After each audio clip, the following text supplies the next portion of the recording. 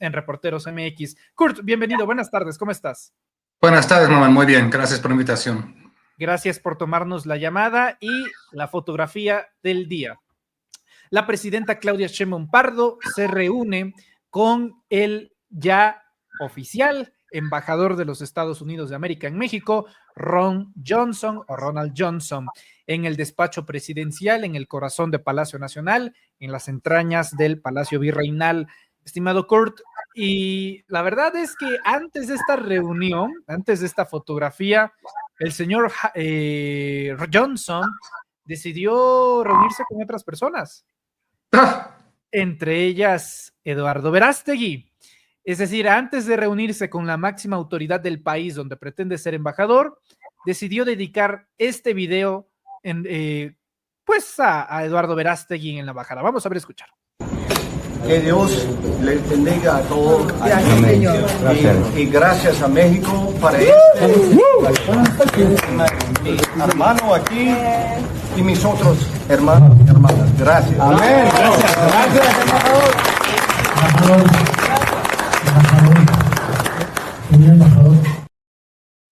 Mi hermano, dice Ronald Johnson para referirse a Eduardo Verástegui. Y por cierto, a esta reunión en la embajada, en la recepción, en el festejo por la llegada de Johnson, estuvo el cantante Emanuel, que por cierto dedicó varias canciones al embajador. Digo, ¿qué importa si tú y un rey azul y demás, querido Kurt? ¿Qué opinas? Dios mío, Manuel. Hemos estado diciendo desde hace meses que Ron Johnson es un elemento desestabilizador, ¿no?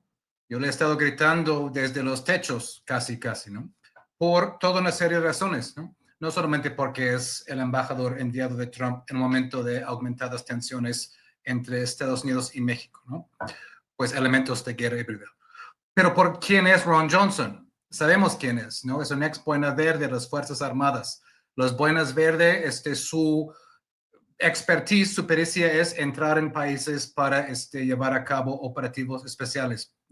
Luego de esta carrera, pues tuvo una segunda carrera en la CIA y sabemos, obviamente, pues todo el historial de la CIA. Como Boina Verde, fue un asesor en El Salvador en los peores momentos, ¿no? De la guerra civil ahí, asesorando, entre comillas, a los escuadrones de la muerte que cometieron las peores atrocidades que he comentado en otros espacios, ¿no? Las peores atrocidades y crímenes contra la humanidad. Él fue entre los estadounidenses que estaban ahí asesorando, siempre para mantener la distancia, para decir, no fuimos nosotros, fueron ellos.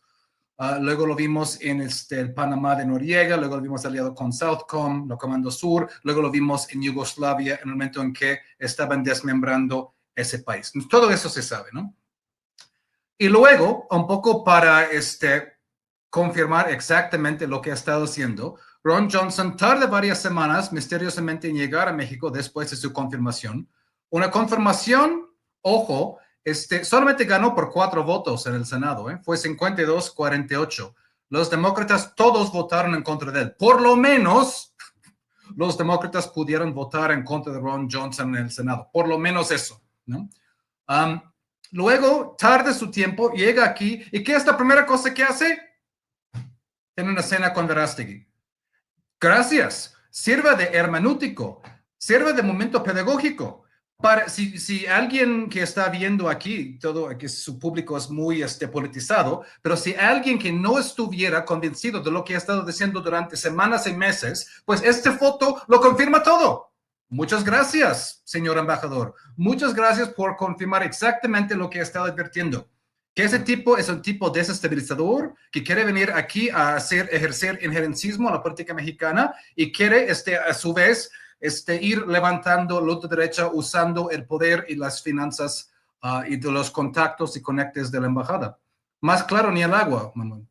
Parece, digo, lo sabe porque ya fue embajador en El Salvador, pero recordarle que es una figura política, es un actor político y es un actor político en activo, en funciones, representante del gobierno de los Estados Unidos, reuniéndose con lo que también es un actor político, porque así lo pretende a través de su nuevo partido político, líder opositor mexicano Eduardo Verástegui. ¿Qué pasaría si Esteban Moctezuma, al mes de haber llegado como embajador en la época de Trump, Kurt, se hubiera reunido con Joe Biden? Antes Lo expulsarían en 5 minutos. lo expulsarían, así tal En cual. 5 minutos. Eso es lo que harían. ¿Y por qué nosotros lo recibimos? Bueno, esa es la pregunta. Yo pienso que debieron haber rechazado sus cartas credenciales. Yo entiendo también el cálculo desde presidencia que, por un lado, si abrieran esta batalla, pues las cosas se pondrían más duras en otros frentes, como venganza. Y también si rechazaran a Johnson, enviarían a alguien más igual de malo. Yo entiendo que ese es el O cálculo. peor. O peor, ¿no? Entonces, entiendo el cálculo desde presidencia, pero Ron Johnson, toda su vida se ha dedicado a destabilizar países. Esto es lo que hace y no es ningún secreto, ¿no? Entonces, sí, yo creo que debió haber sido rechazado. Y vaya, qué desatino, qué desatino. Llegas aquí incluso antes de recibir las cartas credenciales desde Palacio Nacional, ¿no? El protocolo para la investidura, básicamente como embajador. Vas y estás llamando a un personaje, que sea un payaso, ¿no? Pero un personaje político de la ultraderecha y llamándolo hermano en tu primer día en el país. Es decir, ¿en qué mundo se hace eso? Es decir, las más mínimas reglas diplomáticas, el más mínimo respeto para el protocolo entre dos países, te dice que no haces eso, no haces eso, ¿no? Pero bueno, fuera máscaras, ¿no? Fuera máscaras. Es un momento hermenéutico, es un momento pedagógico, y Ron Johnson está poniendo sus cartas sobre la mesa y nos está diciendo exactamente quién es y lo que pretende hacer. Kurt, incluso antes de este encuentro con Eduardo Verástegui en la Embajada de Estados Unidos en México, lo primero que hizo Ron Johnson al llegar a territorio nacional fue pasearse en la Basílica de Guadalupe, uno de los centros religiosos más importantes del mundo, donde se congregan millones de feligreses al año, y el corazón del catolicismo mexicano, me atrevería a decir, en un país que es altamente católico, pero también que es un emblema la religión, el catolicismo, una de las banderas de la ultraderecha a nivel mundial, ergo también la bandera de Eduardo Verástegui, que suele utilizar la imagen, la simbología y la iconografía de la Virgen de Guadalupe para llamar adeptos a su proyecto político, Kurt. Entonces, también preguntarte de estos movimientos relacionados a la religión, porque hasta el día de hoy, lo único que he visto del embajador en nuestro país, pues más bien parece un promotor de Eduardo Verástegui que el embajador de los Estados Unidos en México. Básicamente, ¿no? Su agente de relaciones públicas, ¿no? Vaya, el paso por la Basílica de Guadalupe, pues es algo muy típico que un embajador haría llegando al país, ¿no? Esto lo vi más astuto, pero como bien dices, tiene un doble significado. Recordemos que Verástegui no es Verástegui en sí, es lo que está detrás de Verástegui, que es CPAC, ¿no? Que es Comité de Acción Política de la derecha o la ultraderecha cristiana en Estados Unidos, que se formó en los años 70 como parte de esta organización desde varios lados, los think tanks, las fundaciones, los comités de acción política para impulsar la derecha y ultraderecha en Estados Unidos, ¿no? Usando temas sociales como pues el aborto y el matrimonio igualitario ahí para intentar crear pues un ambiente de crispación y ahí avanzar su programa, ¿no? Y pues hay que decir que tuvieron bastante éxito en Estados Unidos. Ganó Ronald Reagan, que empezó a desmantelar lo que quedaba del estado de bienestar heredado de Franklin Roosevelt y el nuevo trato. De ahí Bush padre, de ahí Clinton, que gobernó básicamente como alguien de la derecha. Luego Bush hijo, ¿no? En la elección fraudulenta de 2000, ¿no? Y de ahí pues vamos por Obama, llegando a Trump, Biden, Trump, ¿no? Es decir, han sido décadas bastante infaustas para Estados Unidos, pero parte de esto ha sido por el impulso de esas organizaciones. En su momento CPAC y la Fundación Heritage y otro. Hoy en día tenemos organizaciones como la red Atlas, ¿no? Que está atrás de esas figuras, y como CPAC. Por eso CPAC ha tenido 2 grandes conferencias en México y por eso tuvo su conferencia este año en la Argentina de Milei. Obviamente tienen América Latina en la mira y obviamente México es uno de sus países target, digamos. Y bien dices, ¿no? Es decir, pueden ir a la Basílica de Guadalupe como pues representante de una figura histórica, religiosa, nacional, ¿no? De identidad nacional, pero también como guiño, como, ojo, esos símbolos los vamos a manipular a nuestro favor. La llegada de Ron Johnson se suma a un patrón o a una serie de acontecimientos que lo entiendo como una asfixia al gobierno mexicano. Se prohíbe de momento la exportación de ganado a Estados Unidos, ellos justifican, aseguran que es por el gusano barrenador, se le retira la visa a la gobernadora de Baja California, Marina del Pilar, se empieza a amagar con la existencia de una supuesta lista de políticos de la 4T vinculados al crimen en Estados Unidos, y el conducto para sacar esto es Tim Golden. Tim Golden de ProPublica, ¿no? Ya el retorno de Tim Golden, el gran amigo de jogging de Carlos Salinas de Gortari, ¿no? Es su super cuate. Explícame, por favor, Kurt, el vínculo de ese medio de Salinas con Tim Golden. Bueno, Tim Golden fue corresponsal del New York Times durante la presidencia de Salinas de Gortari, ¿no? Entonces, pues, New York Times y gobiernos de derecha en América Latina, pues ya, ¿no? Es una amistad natural, pero ellos lo llevaron a otro nivel, ¿eh? Pues realmente se pusieron bien cuates a ellos. Y como bien dices, es interesante que regrese Tim Golden justo en un momento interesante, que es el día de la llegada de Ron Johnson. Primero, Tim Golden hace su artículo en enero de 2024, insinuando un vínculo entre la campaña de López Obrador de 2006 con el narcotráfico, obviamente escudándose con un punto interrogativo porque no tenía ninguna prueba. Tan no tenía prueba, pues que todo el artículo se murió. Y ni siquiera hizo el hipervínculo en su nuevo artículo a su viejo artículo. Este artículo de hace 2 días ni siquiera menciona el artículo anterior. Es decir, ni siquiera respalda su propio trabajo. Y además, pues ya sabemos que el editor de ProPublica ya admitió abierta y campantemente que estuvieron en contacto con la DEA acerca del artículo de Tim Golden. La DEA leyó el artículo, sugirió cambios, sugirió retirar ciertas cosas, así, e incluso posponer la fecha de la publicación. Todo esto vino directamente de la DEA. No es ninguna invención, el editor de ProPublica lo dijo en Twitter. Entonces, pues ahí está, ¿no? Y este segundo artículo de Tim Golden, lo único que tiene de interesante es esto, confirmando lo que hemos dicho, que la DEA estuvo tan enojado con López Obrador por poner frenos a su actuar dentro de México y por la Ley de Seguridad Nacional de 2020, que siguen enojados hasta la fecha. Entonces, desempolvaron esta lista de personas para empezar a activar esto, ¿no? Activar, pues, el retiro de visas y todo más.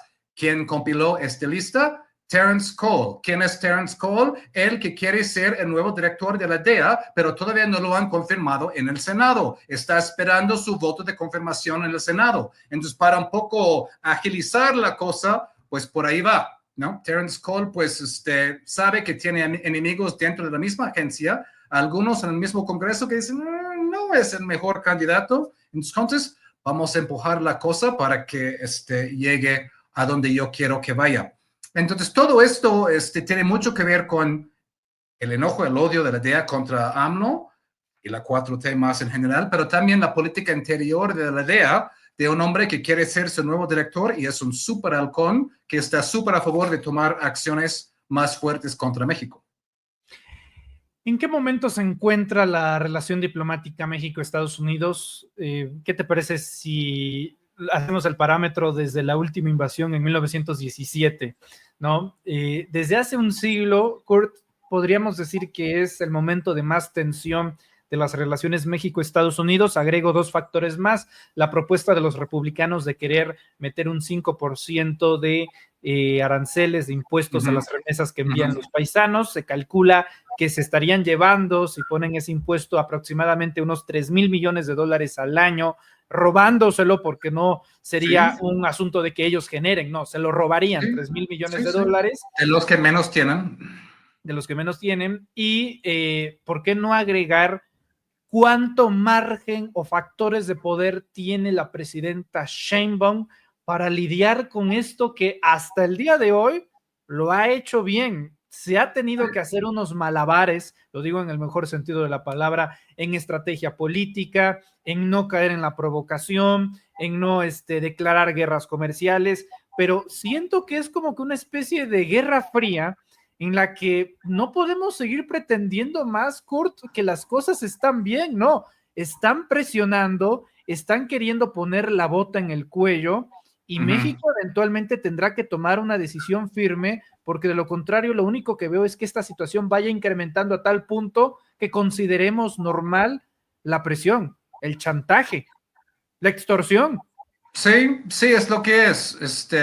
Conocemos pues que Estados Unidos actúa por varias maneras. El poder duro de su ejército, el poder suave de sus películas y sus canciones y todo esto, ¿no? Pero también por medio de lo que estamos viendo ahora, que es el chantaje y la coerción. Ahora, tú preguntas si este es el momento más álgido de los últimos 100 años. Bueno, ha habido muchos momentos difíciles en los últimos 100 años, pero lo que es difícil en particular de este momento es que el poder de Estados Unidos está en deterioro en todo el mundo, ¿no? Entonces, como muchas veces se ha dicho, cuando la bestia está arriba, pues va a estar dando zarpazos. Entonces, toda esta idea del mundo liberal con derecho internacional que se fue creando a lo largo de las décadas, sobre todo después de la Segunda Guerra Mundial, pues queda en ruinas. Cada momento que pasa en Gaza, vamos viendo pues una limpieza étnica y un genocidio que se está llevando a cabo frente a nuestros ojos, con el financiamiento y el armamento de los Estados Unidos. Es decir, ni siquiera hay la tentativa de esconder lo que está pasando ahí, ¿no? Incluso, yo estuve hablando de Ronald Reagan antes, que fue un presidente muy conservador de Estados Unidos, pero él actuó para detener los abusos de Israel en Líbano. Ya no. Es decir, ya no hay pues ningún freno, ya no hay, parece que ninguna mente sana y nadie que pues respeta las más mínimas medidas de decencia, de derecho internacional ahí. Esto es lo peligroso de este momento, ¿no? Es un momento de fuera máscaras, pero son fuera máscaras a nivel mundial de todas estas instituciones creadas por la misma Estados Unidos para supuestamente crear un sistema donde se puede dirimir los conflictos a nivel internacional. Entonces, si no están dispuestos a respetar esas reglas en Gaza, pues uno pregunta, pues ya, llega Ron Johnson aquí campantemente, pues incluso antes de ir a Palacio Nacional va con Verástegui, está como, pues, ¿qué nos importa? Y esto es lo peligroso de este momento realmente. Cuando estamos en un momento de tanta transformación y un cambio en un mundo multipolar, pues el país que está perdiendo su hegemonía está dispuesto a hacer disparates que antes había por lo menos un mínimo de freno a eso, ¿no? ¿Importa ya el tema de las drogas, Kurt? ¿De verdad importa no importa o importa cuánto fentanilo detenga México en la frontera para que Estados Unidos ya no reaccione así? ¿Podría incluso detener el flujo de todas las drogas y aún así seguirían actuando de la misma manera? ¿O nunca? Pues es una excelente pregunta. Yo lo veo como una buena pregunta. Yo lo veo como una muy buena pregunta. Siempre sabemos que pues se usa lo de las drogas como pues una muy buena herramienta para llevar a cabo una política de agresión que tiene que ver con el control de recursos naturales y demás, ¿no? Esto siempre, ¿no? Sabemos que todo el origen de la guerra contra las drogas en Estados Unidos empezó como una manera de que el gobierno de Richard Nixon pudiera actuar contra sus enemigos internos en el país, los que estaban en contra de la guerra en Vietnam en su momento y los que estaban abogando por los derechos de los afroamericanos. Entonces, la guerra de las drogas siempre ha tenido algo de conveniente, de político. Eso, ¿no? Y hemos visto que el gobierno de Trump, cuando está intentando justificar el asunto de los aranceles, va brincando de una justificación a otra.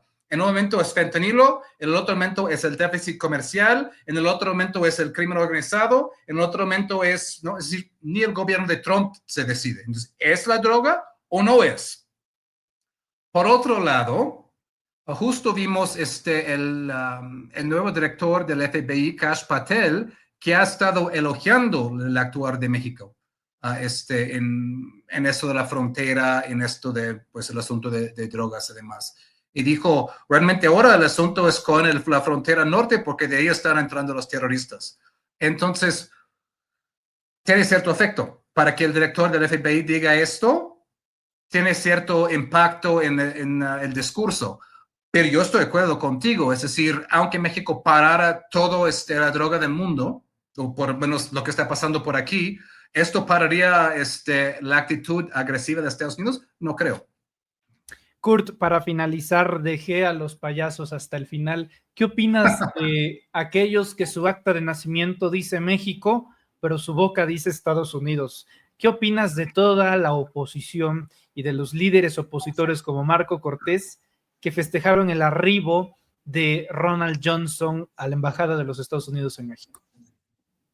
Pues triste, patético, ¿qué se puede decir? ¿No? Sabemos cómo son, ¿no? Y sabemos cómo es su mentalidad ahí, ¿no?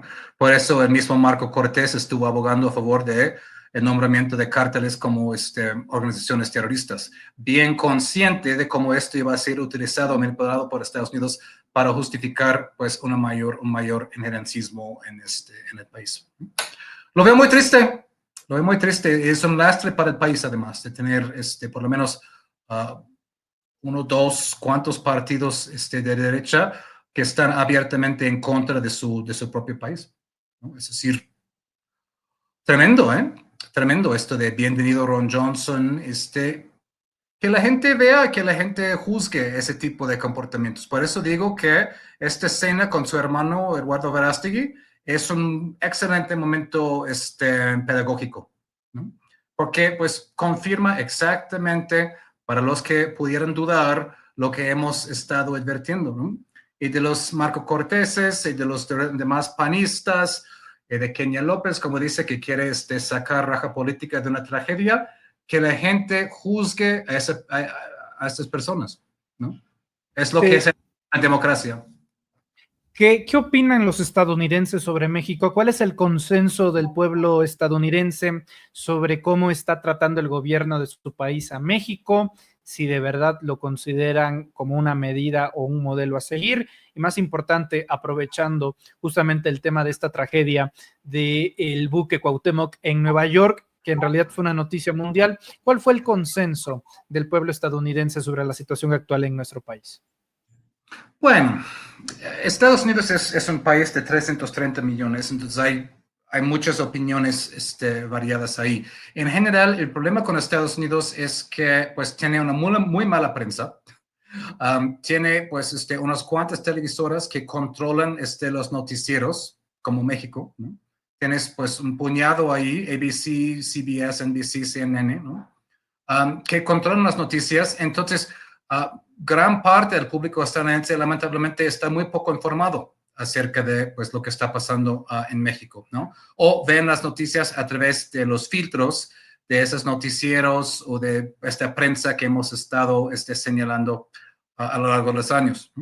Entonces, claro que va a haber gente que use la tragedia del buque para decir México es incompetente, México pues sacando los peores estereotipos de todos, ¿no? Pero también hubo muestras de solidaridad y de comprensión, y también pues la presidenta tiene pues una alta popularidad dentro del país, es decir, sus cartas, sus pronunciamientos sobre Trump y la guerra de los aranceles han circulado bastante, ¿no? Entonces hay gente que finalmente se está despertando de que está pasando algo interesante aquí, aunque hayan tardado muchos años en llegar a ese punto. Kurt Hagbard, periodista, te agradezco bastante que nos hayas tomado la llamada, te envío un caluroso y abrazo. Te pido por favor que nos compartas tus redes sociales.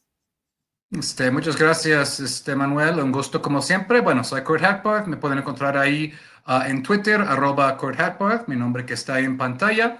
También tenemos nuestro propio podcast en inglés, Soberanía, y nos pueden encontrar también en Canal 11 en el programa Sin Muros. Si quieren saber más de la relación bilateral Estados Unidos-México, realmente lo analizamos en mucho detalle. Y también en Macio Sari los miércoles a las 9.